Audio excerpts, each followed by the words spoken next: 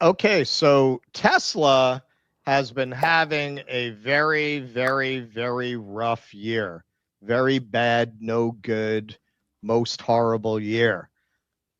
Back in February, it was announced Tesla sales fell off a cliff globally. Sales down in Germany almost 60% in January, over 75% in February.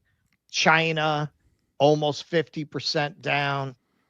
Then when they reported the quarter, they're actually reporting Tuesday this week, so we'll cover that Thursday. 13% drop in vehicle deliveries, they reported. That's the first time in the history of the company they've had a year-over-year decline in vehicle deliveries.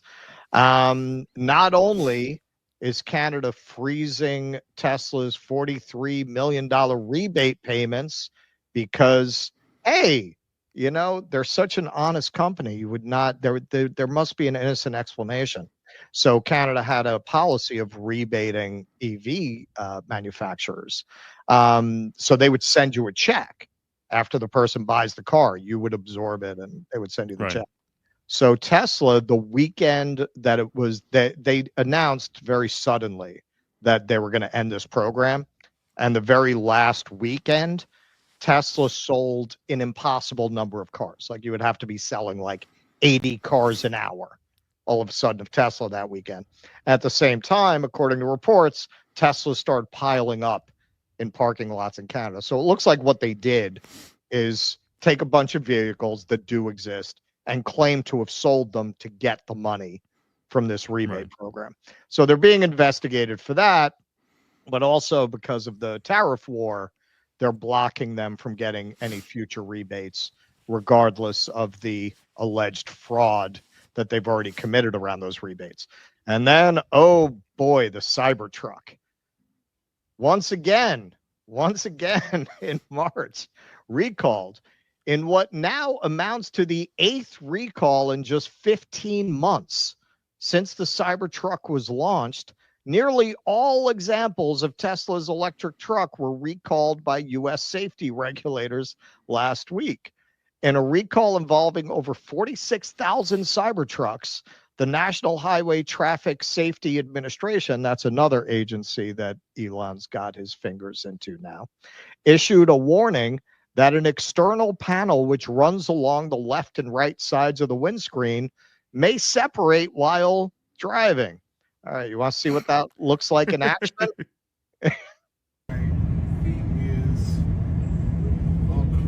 Quite a product.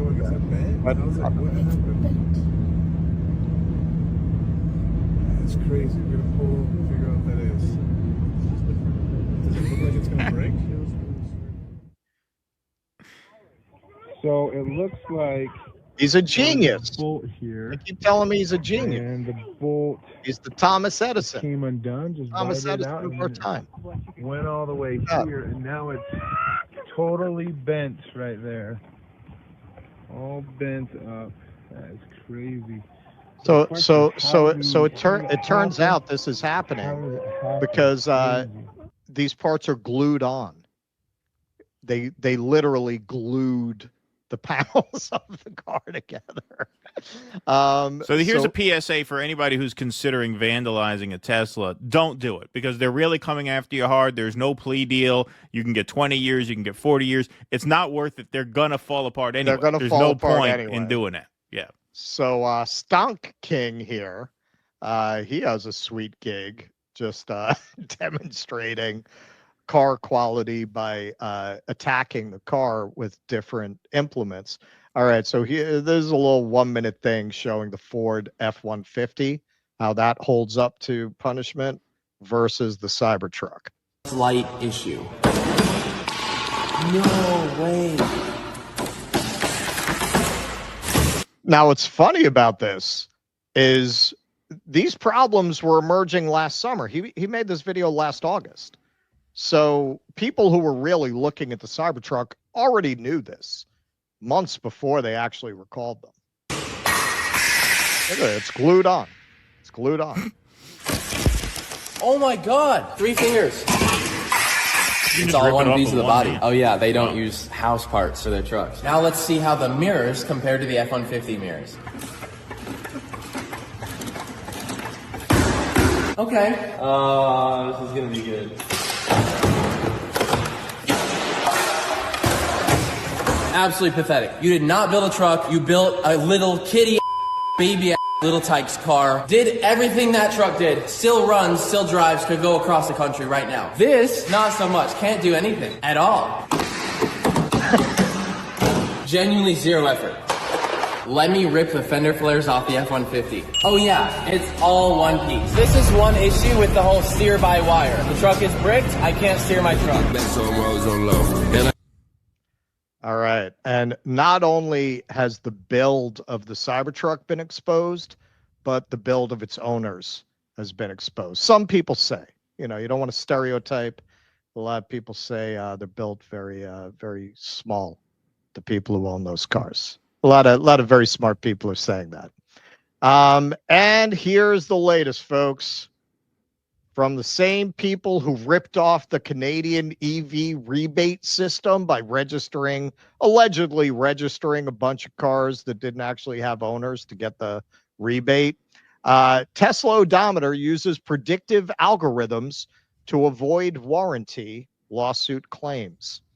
Tesla is facing a new scandal that once again sees the electric automaker accused of misleading customers. In the past, it has been caught making misleading statements about the safety of its electric vehicles, and more recently, an investigation by Reuters found Tesla EVs exaggerated their efficiency. Now, a lawsuit filed in California alleges that the cars are also falsely exaggerating odometer readings to make warranties expire prematurely. The lead plaintiff in the case, Nairi Hinton, bought a used Model Y with less than 37,000 miles on the odometer. Within 6 months, it had pushed past the 50,000 mile mark, at which point the car's bumper-to-bumper warranty expired. Like virtually all EVs, Tesla powertrains have a separate warranty that lasts much longer. For this 6-month period, Hinton says his Model Y odometer gained 13,228 miles. By comparison, averages of his 3 previous vehicles showed that with the same commute, he was only driving 6,086 miles per 6 months. The following year, Hinton's commute got longer, but he claims his car actually recorded 800 fewer miles per month once it was no longer under warranty. There's just robbery in broad daylight, man. During the first 6 months of ownership, I mean, it's just to make it that obvious. During the first 6 months of ownership, Hinton says the car displayed an average of 2,217 miles a month. For the 12-month following the expiration of the warranty and with a longer commute, the Model Y displayed an average of just 1,415 miles a month. Hinton's lawsuit alleges that Tesla, quote, employs an odometer system that utilizes predictive algorithms, energy consumption metrics, and driver behavior multipliers that manipulate and misrepresent the actual mileage traveled by Tesla vehicles, and that his car consistently exhibited accelerated mileage accumulations of varying percentages ranging from 15% to 117% higher than plaintiff's other vehicles and his driving history. There are claims of similar experiences by Tesla owners on Reddit, and Hinton is bringing the lawsuit on behalf of all Californian Tesla customers. That may well be unsuccessful, though. In the exaggerated range case, a U.S. district judge found that individual owners had to engage in arbitration with Tesla and could not form a class. I assume this is one of those things like if you had Disney Plus and a Disney restaurant kills your wife, you can't sue. I assume it's one of those things. Yeah. They signed something that bars them from forming a class. And here's one more thing. Same week that this story broke, I think within 48 hours. Exclusive. Tesla to delay U.S. launch of affordable EV, a lower cost Model Y, sources say.